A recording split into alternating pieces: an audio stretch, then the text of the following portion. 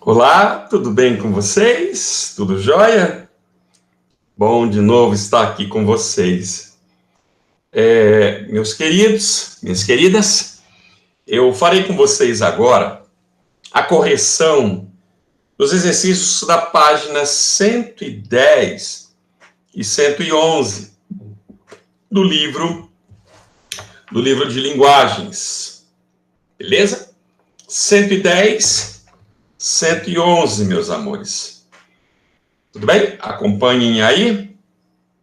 Depois a gente vai fazer a correção também de uma outra página aqui. Olha só.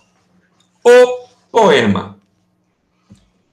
Você já estudou e produziu poemas no 6º e no 7º ano. Fizemos vários poemas no 6º, eu me lembro bem. Nesse capítulo, vamos retomar alguns conceitos fundamentais relativos a esse gênero. Responda às questões a seguir a propósito dos poemas de Carlos Drummond de Andrade e de Vinícius de Moraes, que você leu no início do capítulo. Vamos reler esses poemas aqui, são bem pequenininhos e lindos, né? Diga-se de passagem. Deixe-me ver se eu acho aqui também, né, amores? Deixa eu ver onde é que eles estão. Deixa eu ver. Ah, tá aqui. Estou na página 92 e 93. O do Drummond. O tempo não passa? Não passa. O tempo não passa? Não passa. Não passa no abismo do coração. Lá dentro perdura a graça do amor, florindo em canção. O tempo nos aproxima cada vez mais, nos reduz a um só verso, a uma rima, de mãos e olhos na luz. Não há tempo consumido, nem tempo a economizar. O tempo é todo vestido de amor e tempo de amar. O meu tempo e o teu, amada, transcendem. Qualquer medida além do amor, não há nada. Amar é o sumo da vida. São mitos de calendário, tanto o ontem como o agora. E o teu aniversário é um nascer a toda hora. E nosso amor, que brotou do tempo, não tem idade, pois só quem ama escutou o apelo da eternidade. Esse é o soneto do Carlos Drummond de Andrade, né? Falamos já sobre esse soneto, já discutimos. Soneto de fidelidade. Esse é lindo também. De tudo ao meu amor serei atento, antes e com tal zelo, e sempre e tanto, que mesmo em face do maior encanto, dele se encante mais meu pensamento. Quero vivê-lo em cada vão momento, e em seu louvor hei de espalhar meu canto, rir meu riso e derramar meu pranto, ao seu pesar ou seu contentamento. E assim, quando mais tarde me procure, quem sabe a morte, angústia de quem vive, quem sabe a solidão, fim de quem ama, eu possa me dizer do amor que tive, que não seja imortal, posto que é chama, mas que seja infinito enquanto dure. Lindo, né, amores? Bom, voltando aqui então, olha só. Drummond faz uso de uma métrica popular.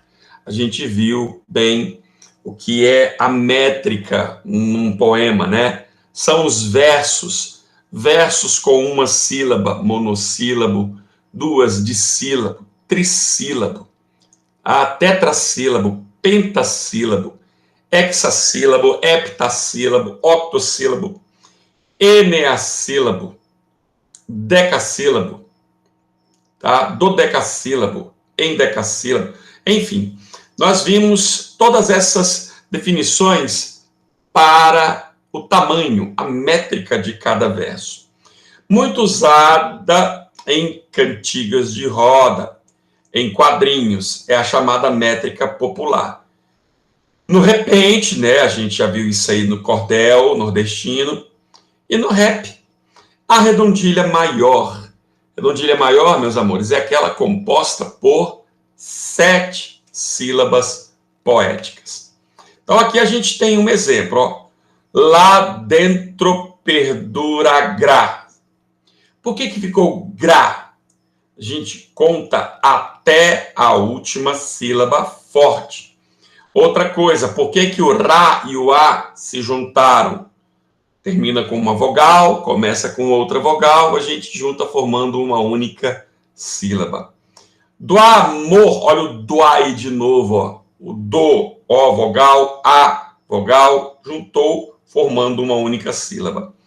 Do amor, florindo em canção. Olha o doen aí, ó, do em canção. Vinícius de Moraes, por sua vez, utiliza uma métrica clássica. Olha que legal. Faça a escassão de alguns verbos do soneto de fidelidade e depois responda. Qual métrica o poeta utilizou? Já fizemos nessa avaliação. Vinícius de Moraes, no poema Soneto de Fidelidade, usou o decassílabo. Versos decassílabos são aqueles que possuem 10 sílabas poéticas, tá? Número 2, olha aqui, meus amores, número 2. Vinícius de Moraes utiliza um tipo de composição clássico que surgiu no século XV. O soneto. Já falamos também sobre o soneto, né?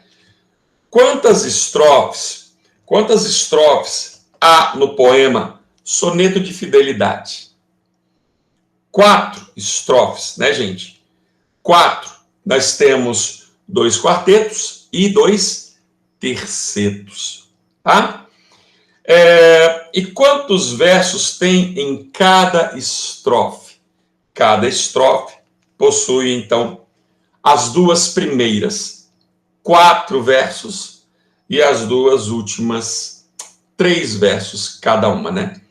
As 2 primeiras 4 versos cada uma e as 2 últimas 3 versos cada uma. Beleza? Confere aí. 2b. Como se organizam as rimas no soneto de Vinícius de Moraes? Já falamos sobre isso também, né? Use letras como A, B, C, D, E para indicar os diferentes sons. Então, nós temos aqui, ó, deixe-me ver até se eu acho para vocês aqui essa análise, né? Já fizemos essa análise aqui. Olha aqui, ó. Deixa eu achar aqui para vocês. Não, deixe-me ver aqui, ó. Tá bem aqui, meus amores.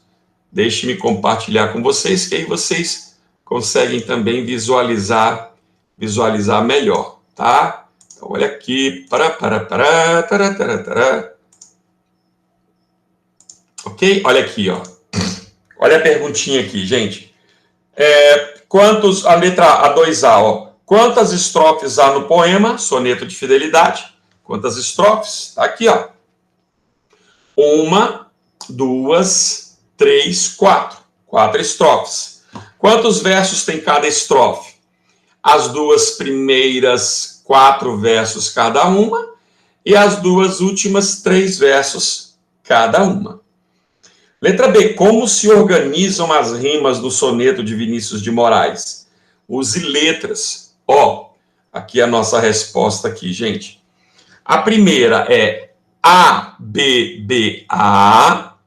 Opa, A, B, B, A. A segunda, A, B, B, A. A terceira, C, D, E. E a quarta, D, E, C. Tá vendo? D, E, C. Em um soneto, essas rimas, elas variam bastante, gente. Não tem assim não tem uma forma fixa. A única forma fixa que um soneto possui é a de sempre termos 2 estrofes com 4 versos, iniciando, e 2 estrofes com 3 versos, aqui, finalizando o soneto. Ok? Deixa eu ver aqui. Vamos ver lá quantas estrofes. Ok, beleza. Questão número 3. Questão número 3. No poema de Drummond, as rimas têm uma estrutura simples. Como elas se organizam? Como elas se organizam? Elas se organizam de uma maneira alternada, né, gente? Deixa eu ver se eu acho aqui novamente o poema. Tá aqui, ó. Primeiro, ó, o tempo não passa. Letra A. No abismo do coração. B. Lá dentro perdura a graça. A, novamente, né, galera? Do amor florindo em canção. B. Tá vendo? Então, no soneto do Drummond, a gente tem, por exemplo, deixa eu voltar aqui para a telinha aqui, né? A gente tem, por exemplo, A, B, A, B. Depois a gente tem C, D, C, D. Tá vendo aqui, gente? Ó, o tempo nos aproxima. Aproxima rima com algum anterior? Não. Então, ele recebe uma nova letra, a letra C. Cada vez mais nos reduz. Reduz não acompanha nenhuma anterior. Então, ele recebe a letra D. Há um só verso e uma rima, rimando com aproxima. Então, recebe a letra C. De mãos e olhos na luz. Aí, luz rimando com reduz, recebe a letra D. Ok? Olha a outra estrofe aí, gente. Não há tempo consumido. Não rima com nenhum anterior, então recebe a letra E. Nem tempo a economizar. Economizar, recebendo a letra F. O tempo é todo vestido, rimando aí com consumido, então letra E. De amor e tempo de amar, letra F. Ok? Então, olha o que temos aqui, ó. As rimas se organizam de que maneira, gente? Elas trabalham de forma alternada. Por exemplo, A, B, A. Depois nós temos C, D, C, D. Depois nós temos E, F, E, F. E elas vão se alternando, né? E elas, então, vão se alternando. Drummond, questão número 4. Drummond faz uso de metáforas em seu poema. Nós já vimos, gente, o que são metáforas. A metáfora é uma figura de linguagem, uma das mais utilizadas, se não a mais utilizada. A metáfora, meus amores, é uma figura de linguagem que consiste em uma comparação implícita. Se eu digo, por exemplo, eu sou uma ilha longe de você. Olha aí, ó. Eu sou uma ilha longe de você. O que eu estou dizendo? Que longe da referida pessoa, eu sou um pedaço de terra cercado de água por todos os lados? Isso é uma expressão denotativa. Então eu pego, por exemplo, a expressão ilha, que é o seu sentido real, tá lá. Você pode visualizar aquela ilha, aquele pedacinho de terra lá isolado no meio de tudo. De repente, um náufragozinho lá, uma palmeirazinha no meio da ilha. Ora, mas quando você diz assim, eu sou uma ilha longe de você, em outras palavras, você está dizendo que longe da pessoa amada, ou longe da pessoa, do você aí, o interlocutor, o eu lírico se sente como, gente? Ele se sente sozinho, ele se sente isolado, ele se sente, sei lá, sem vida, inóspito. Enfim, as características reais da palavra ilha foram transportadas em uma forma de comparação para a pessoa. Você, quando diz eu sou uma ilha, você não está dizendo que é realmente, na verdade, no termo denotativo, uma ilha.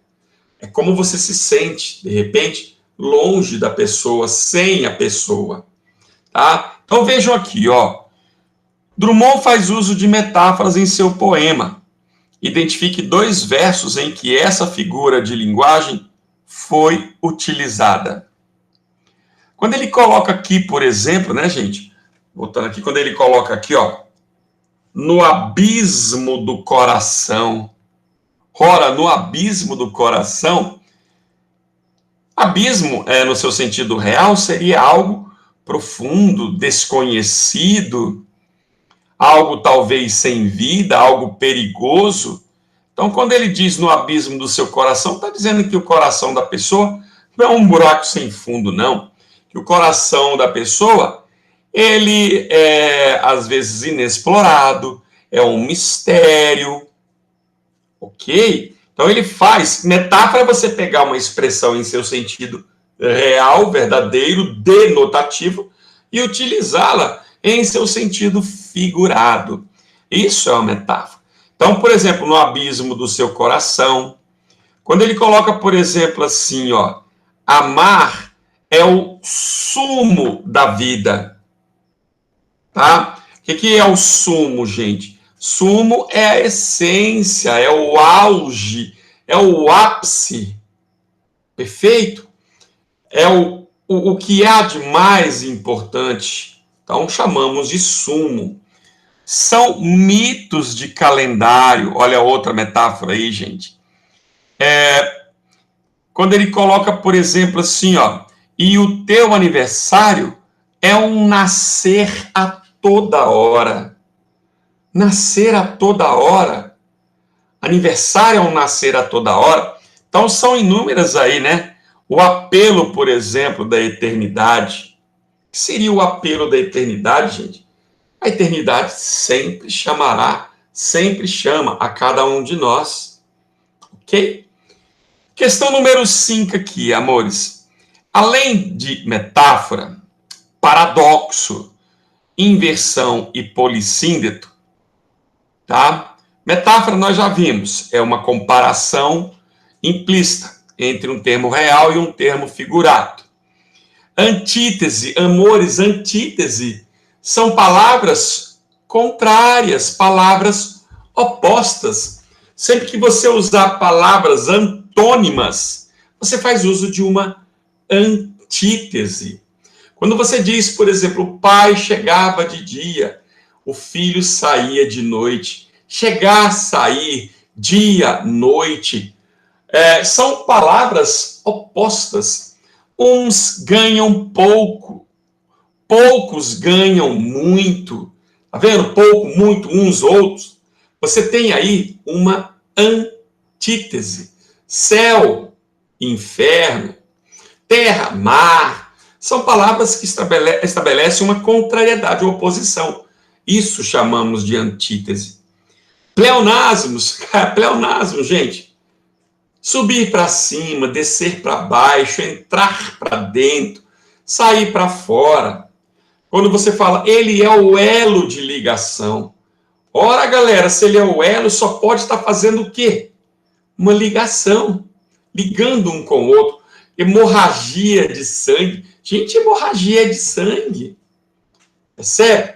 Então, quando você tem expressões que em seus sentidos se repetem, você tem um pleonasmo. Vi com os olhos, ora, você haveria de ver, se não com os olhos.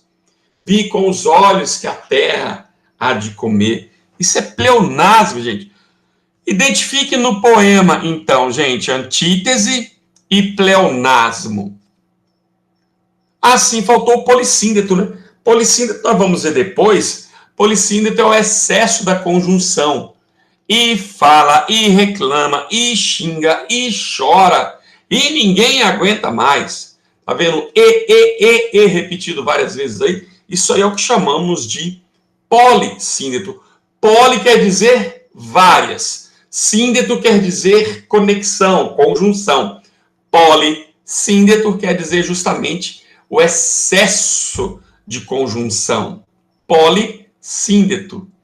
E chora, e ri. Ou quando fala assim, nem estuda, nem trabalha, nem faz nada em casa. Olha o nem repetido aí. Isso aí, gente, tem a intenção de intensificar a expressão. Bom, aí ele pede aqui na letra A, ó, um exemplo de duas antíteses. Quando ele coloca, por exemplo, aqui, riso e pranto. E rir meu riso e derramar meu pranto. Pranto é choro, tá?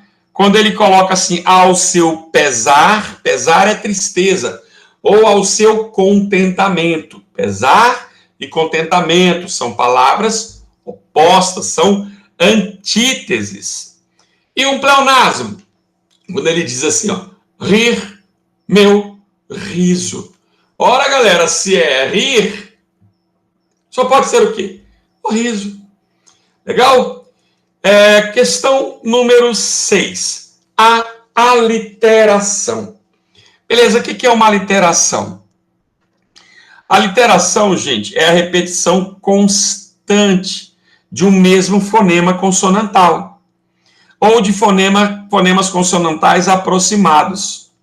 Fácil. Melhor colocar um exemplo para vocês. Se eu digo assim, o rato roeu a roupa do rei de Roma. Esse tanto de R junto aí é um fonema consonantal. Isso aí se chama aliteração. Quando você coloca, por exemplo, Pedro Pereira Pinto pediu passagem para Pirapora para pedir perdão para o Papa. Olha o PPPPPP. Repetidas vezes aí, isso é o que chamamos de aliteração. Veja, galera, é a repetição de um fonema consonantal. Não quer dizer que é a mesma consoante. Eu posso ter, por exemplo, dois S's e um C cedilha, desde que possuam o mesmo som, eu tenho uma aliteração. Legal? Então, olha só, gente. Veja no poema de Drummond, o meu tempo e o teu, amada, transcendem qualquer medida. Olha aqui, gente, o meu tempo e o seu, amada, transcendem qualquer medida. Nesses versos, o fonema T e D, tá vendo? O meu tempo e o teu tempo, amada, transcendem qualquer medida. Que são sons aproximados, criam uma sonoridade especial. Identifique uma aliteração no poema de Vinícius de Moraes. Vocês conseguiram encontrar? A gente poderia colocar a repetição, né, da letra T na primeira estrofe, a repetição do fonema R, e rir meu riso, e derramar meu pranto. Olha o RR aparecendo aí, ok? Bom, vamos agora, meus amores, na página 16, ok? 16 tem assim, a linguagem do texto. Eu não sei se vocês já leram com o professor em sala. Se não leram, leiam, por favor, o texto As Fake News e a Pós-Verdade, da página 12, 13 e 14. É uma entrevista bem interessante, tá, gente? Com um especialista em mídia social, bem legal. Vamos ver aqui a linguagem do texto, na página 16, essas três questõezinhas que aparecem aqui. Olha só, amores, se eu digo assim, ó, observe essas palavras do texto. Fake, fake news, timeline. Qual é a origem dessas palavras, meus amores? A origem são palavras, né, gente? Originárias do inglês, da língua inglesa. Galera, se vocês não fizerem esse exercíciozinho ainda, deem uma pausa aí, façam. Daqui a pouco vocês voltam para o restinho da correção. Olha aqui, ó. 1B. Que palavras da língua portuguesa equivalem a elas? A gente poderia dizer que fake é falso, né? Fake news são notícias falsas. E timeline é a linha do tempo, ok? Então, fake é falso, fake news são notícias falsas, timeline é como a linha do tempo, ok? 1C. Levante hipóteses. É uma hipótese. Por que a pesquisadora entrevistada preferiu usar esses estrangeirismos? Estrangeirismos são palavras estrangeiras, né? Estrangeirismos a usar as palavras do português. Talvez por ser uma especialista em mídia, né, gente? Em rede social, essas palavras, por serem muito conhecidas, utilizadas nas redes sociais, ela entendeu, eu acredito que a autora entendeu, a entrevistada entendeu, que essas palavras estão muito mais próximas de uma realidade, da realidade dela e daqueles que frequentam as redes sociais, do que as próprias palavras no seu sentido em português. Então, falando fake news, hoje fake, né? Até a gente brinca, isso é fake, quer dizer, isso é falso. Mas assim, a língua estrangeira enriquece, isso é legal, é importante. Mas a gente precisa também ter um certo cuidado com a nossa língua, né, gente? Não é simplesmente esquecer a nossa língua, que é também valor importante para a nossa cultura, incorporando tudo que é palavra estrangeira, assim, deliberadamente, sem pensar, sem saber direito como e quando utilizar, né? Esse aqui é o pior.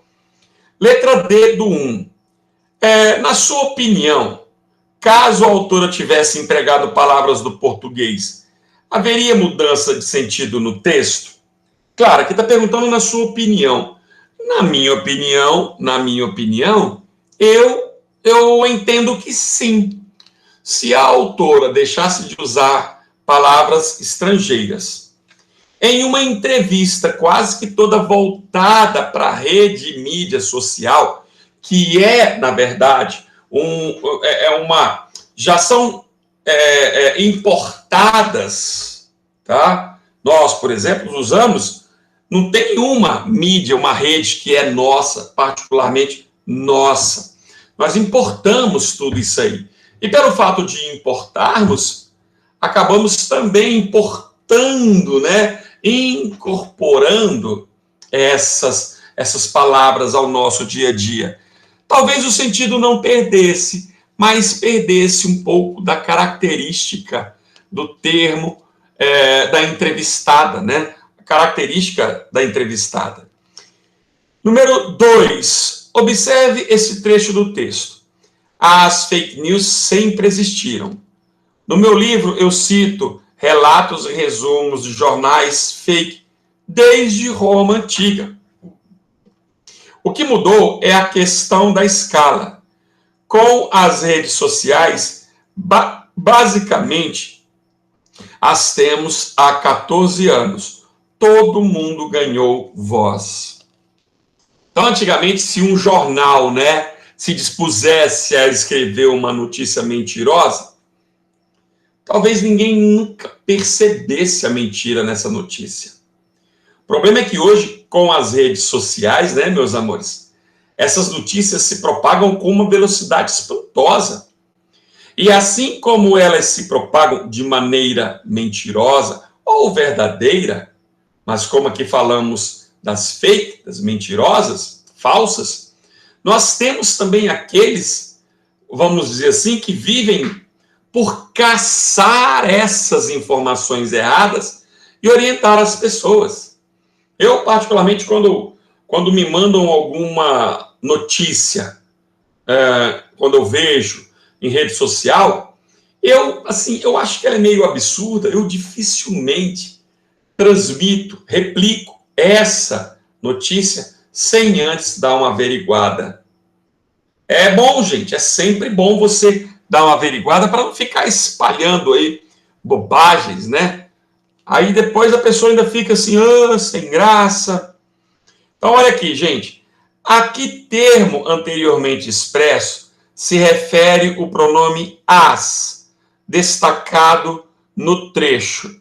a fake news ou a redes sociais? Justifique sua resposta.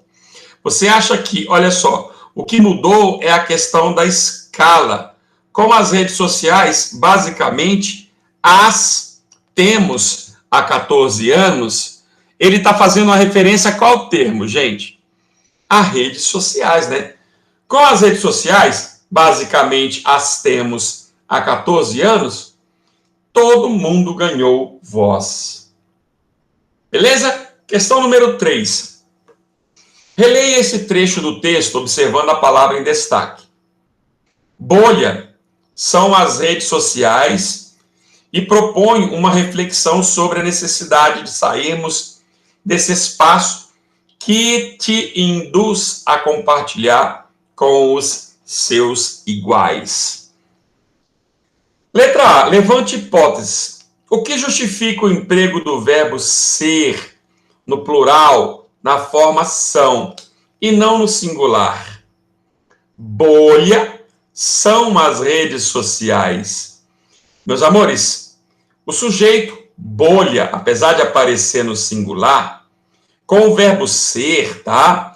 Ele deve concordar aqui, ó, a concordância com o predicativo e não com o sujeito.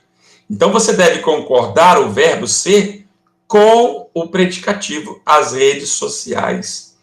Bolhas, sujeito, são as redes sociais. Ok? Letra B. No contexto, a quem se refere o pronome oblíquo te? Ao leitor, especificamente, ou aos internautas em geral? Justifique sua resposta. Aos internautas em geral, né, gente? A pesquisadora, ela se refere, meus amores, a um fenômeno que ocorre com todas as pessoas, mas com todas as pessoas que participam de uma rede social. Há pessoas que não fazem parte, que não curtem, que não gostam. Então, não dá para dizer que o texto se refere a essas pessoas, tá? A todas as pessoas. Não, ele se refere àquelas que possuem, que têm, que participam, tá? De redes sociais. E a letra C. O que justifica o emprego de aspas na palavra iguais? Na verdade, né? Ela é responsável, gente, para relativizar a palavra iguais. Ok? Não é que as pessoas sejam realmente, necessariamente iguais, mas por terem uma consciência, um conhecimento, uma atitude muito próxima, elas acabam se tornando, entre aspas, iguais, até mesmo na forma de agir, na forma de pensar. E normalmente, né, essas pessoas, por possuírem essas afinidades, elas também compõem seus grupos de redes ou nas redes sociais. Ok? Meus amores, é isso. Tá? Espero que vocês tenham aí gostado. Espero que vocês estejam aí realmente aproveitando essas aulas. Tudo bem? Fiquem em paz. Tudo de bom para vocês. Até a próxima, galera. Tá bom? Estou encerrando. Até a próxima. Tchau, tchau.